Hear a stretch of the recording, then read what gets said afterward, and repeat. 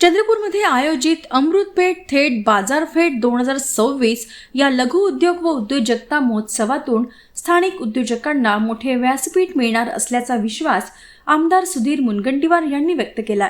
आत्मनिर्भर भारताच्या संकल्पनेला चालना देत हजारो युवक युवतींना स्वावलंबनाकडे नेण्याचा हा उपक्रमाचा उद्देश असल्याचे त्यांनी सांगितले।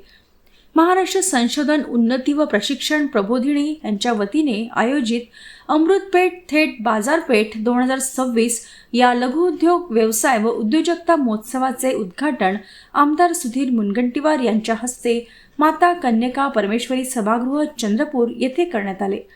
यावेळी महापौर संगीताताई खांडेकर, सूरज पेदुलवार, देवदत्त पंडित, विक्रम पांडे, प्रवीण कोळेश्वर, हर्षल गद्रे, ऋषिकेश खराटे, आदित्य सेंगर, विजय चौधरी तसेच अमृत मित्र व सखी मोठ्या संख्येने उपस्थित होते।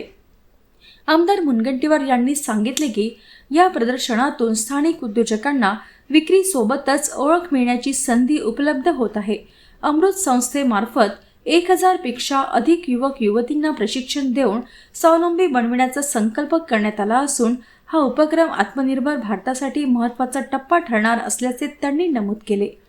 चंद्रपूर जिल्ह्याच्या सर्वांगीण विकासासाठी विविध प्रकल्प सुरू असून शिक्षण, कौशल्य, आरोग्य व उद्योग क्षेत्रात मोठी पावले उचलली जात असल्याचे त्यांनी सांगितले।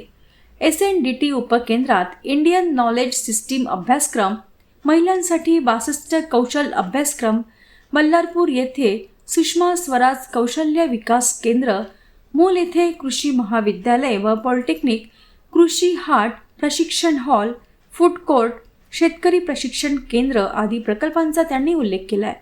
तसेच ताडाळी येथे काष्ठ प्रक्रिया केंद्रासाठी 53 कोटी रुपयांची मान्यता मिळाली असून सहकारी संस्थांसाठी शिलाई मशीन प्रकल्पासाठी 5 कोटी रुपयांचा निधी उपलब्ध होणार असल्याचे त्यांनी सांगितले।